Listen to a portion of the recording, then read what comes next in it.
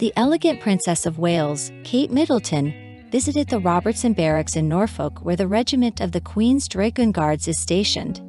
She arrived looking stylish and chic in a sleek black blazer worn over a black polo neck top and trousers, with her thick brown hair hanging in a straight style past her shoulders.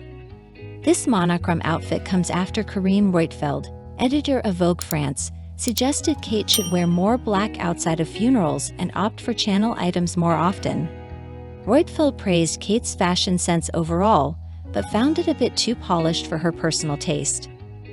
Upon arriving at the barracks, Kate met with troops and military families to learn about operations, deliver medals to long-serving officers, and observe drills.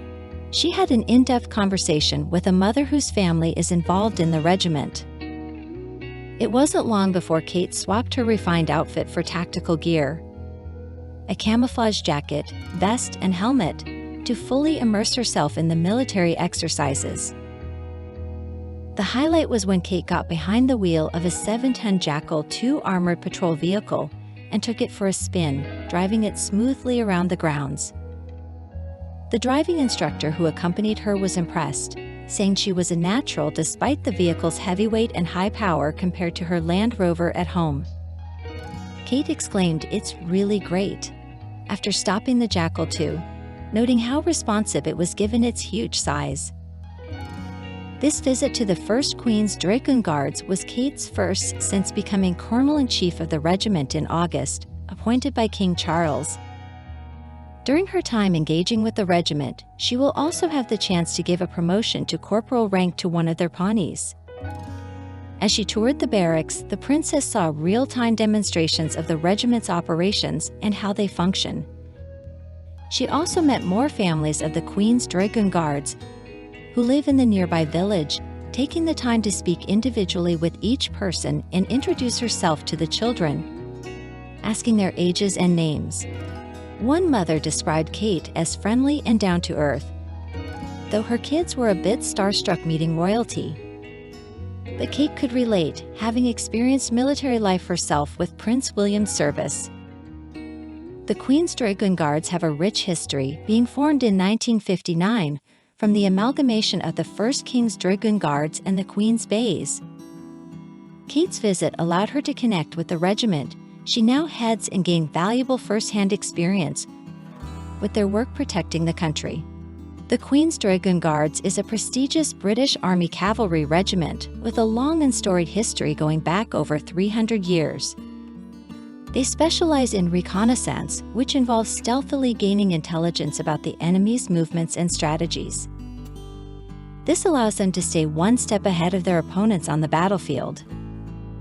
The regiment was formed back in 1959 from the merger of two even older cavalry regiments, the 1st King's Dragoon Guards and the Queen's Bays. Throughout their extensive history, the Queen's Dragoon Guards have served around the world in various conflicts and peacekeeping operations. Most recently, from June 2021 to June 2022, the regiment was deployed to the African nation of Mali as part of the United Nations Multidimensional Integrated Stabilization Mission. Their role was to gather reconnaissance and help keep the fragile peace. Last Thursday, November 9, 2023, Kate Middleton, the Princess of Wales, paid a visit to the Queen's Dragoon Guards base in Cardiff, Wales. This engagement was in her capacity as Colonel-in-Chief of the regiment, a role she assumed from the late Queen Elizabeth II. The visit served to deepen Kate's bond with the regiment she now oversees. Upon arriving, Kate received a thorough briefing from senior officers about all aspects of the regiment's operations. This included learning about how they utilize armored reconnaissance vehicles called Jackal 2s, how they communicate securely via radios when in the field, and how they employ reconnaissance drones to stealthily survey enemy positions. The princess was also scheduled to sit in on training sessions where she would gain first-hand insight into the daily lives of the servicemen and women under her command. Further activities included her presenting long service and good conduct medals to veterans who had served with distinction for many years. A particularly poignant moment came when one officer presented Kate with a brooch that had originally been made for the Queen Mother in 1959. This diamond emblem featuring the regiment's emblem was gifted to Kate to commemorate her new role as their colonel-in-chief. The officer expressed his hope that she would wear the brooch often as a symbol of her bond with the regiment. Kate smiled warmly and said she would be proud to wear such a beautifully crafted piece. Before she departed, Kate made one final gesture to show her appreciation for her new regimental family. She promoted the regiment's official mascot, a Pawnee named Trooper Longface Amrys Jones, from the rank of Lance Corporal up to Full Corporal. This delightful moment provided some lighthearted fun to end the productive visit. The commanding officer summarized the importance of the day, saying, "I think she enjoyed herself and all the soldiers and officers have enjoyed meeting her."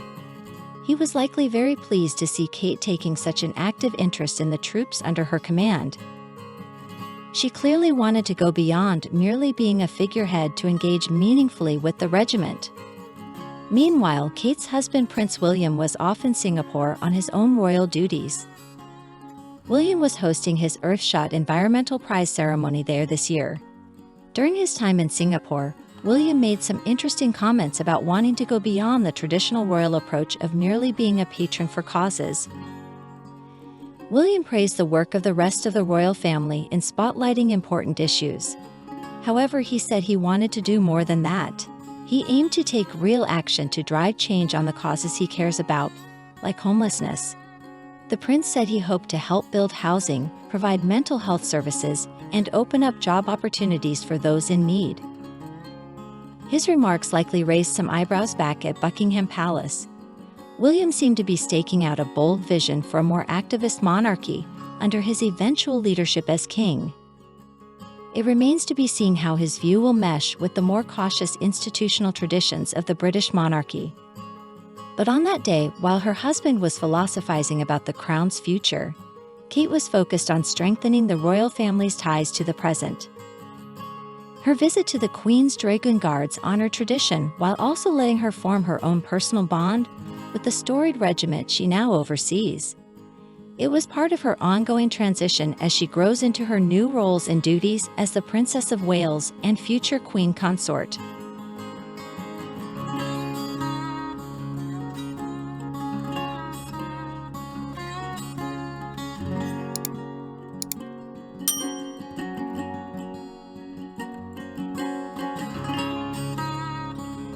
Dear friend, if you like everything new about the royal family and don't want to miss all the novelties, subscribe to our channel and like it. By doing so, you take part in our development. We work for you.